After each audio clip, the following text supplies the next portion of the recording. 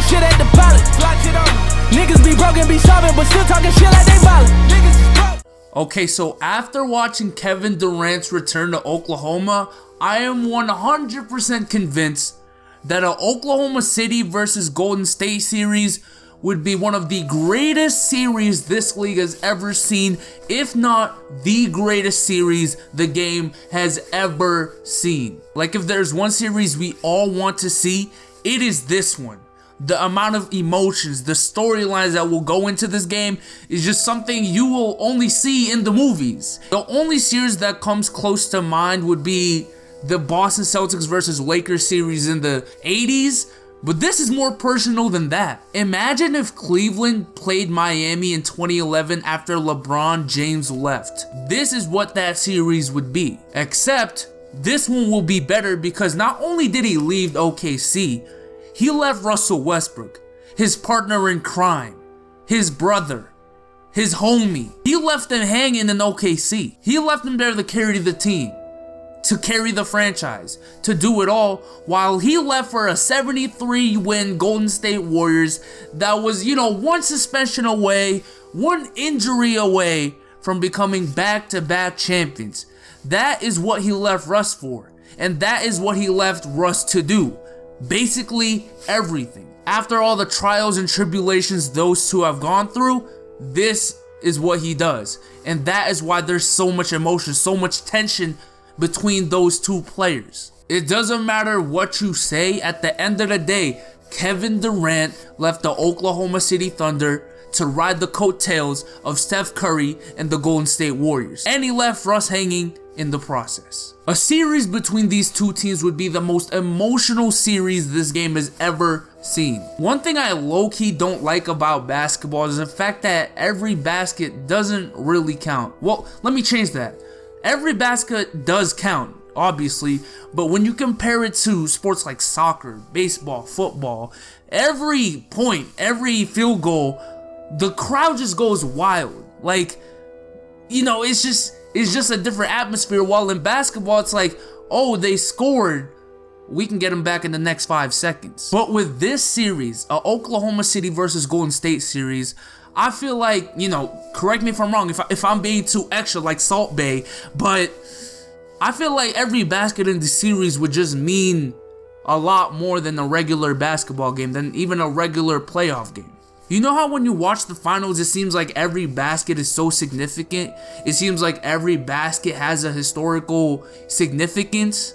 Well, this is the only series I can think of that is not the NBA Finals, where every basket is so significant like it is in the NBA Finals. Every basket for every team means proving Kevin Durant right or wrong. Every basket is getting back at Kevin Durant for what he did in the eyes of Russell Westbrook. And the same goes for Kevin Durant. Every basket, every win is proving to OKC and Russell Westbrook that he made the right decision. Every basket, every win is proving Russ wrong. Every basket, every win is proving that he left OKC for a better place. But there is one thing that will ruin all the emotion, all the storylines that will go with the series of this magnitude, and that is the difference between Golden State and Oklahoma City and how huge it is. Like last year, okay, Golden State had 2 All-Stars and Steph Curry as their superstar. Meanwhile, OKC had 2 bona fide superstars, and it looked like it would be enough to beat the 73-win juggernaut of a team. And as we saw, it looked like they were enough. They just couldn't close out the deal. But now it's Golden State with 2 all-star caliber players in Draymond Green and Klay Thompson, Steph Curry, the past 2 MVPs, and then you add Kevin Durant on top of that. Meanwhile, in OKC, it's just Russell Westbrook and Victor Oladipo and Steven Adams. So just going off star power alone, it has gone from 3-2 to 4-1. And then you add the Andre Iguodalas, the Sean Livingston, the JaVale McGee's, and then you add the coaching staff of Golden State, compared to Oklahoma City, who has Steven Adams, Victor Oladipo, Anthony Morrow, Andre Robertson, and those guys are their best players outside of Russell Westbrook. Yeah, there's going to be a lot of emotions. Yeah, there's going to be a lot of storylines, but OKC is going to look stupid because Kevin Durant will literally just look up, point at the Jumbotron, and tell you to look at the box score. Like, okay, Russell Westbrook gonna talk mad shit because he's dunking on everyone. He's looking unguardable. But Kevin Durant and the whole squad is gonna be like 120 to 100 game time. Like, what's the fun in that? It ruins all the purpose. And so far this season, the Warriors have won by what? 26 points, 21 and 16. Like, what is Russell Westbrook supposed to do? Typically, you would tell him to average, triple-double, 40 points. That's like hypothetically. But he's actually doing that, and it's still not enough. Like, what is he supposed to do, fam? What is he supposed to do? That is how good, that is how big the difference is between Golden State and OKC. This is what Kevin Durant created. And then when it comes playoff time, OKC is going to be tired as fuck. Russell Westbrook is going to be fatigued. And then Golden State is obviously going to hit their stride by then. And if you look at just last night's game, the difference is so huge. Like in any other night, Russell Westbrook dropping 47 points, 11 rebounds, and 8 assists on any night would get OKC a win, even with 11 turnovers. But then you got Golden State with Stephen Curry dropping 26 points, 8 rebounds, and 9 assists with 0 turnovers. Klay Thompson dropping 26 points with 5 threes on 62% three-point percentage. Draymond Green dropping 6 points, 8 rebounds, and 8 assists. And then you add 34 points, 54% shooting, and 9 rebounds from Kevin Durant on top of all that. What is OKC supposed to do? And that is why it's alarming to me that I don't really hear that many OKC trade rumors. Because I'm telling you right now, bro. If you don't get Russell Westbrook a championship caliber team by the end of June 2018, Russell Westbrook will leave you, OKC. And the time is ticking fast. Y'all gave up Harden. Y'all gave up Ibaka. Y'all gave up Reggie Jackson. Y'all just lost KD.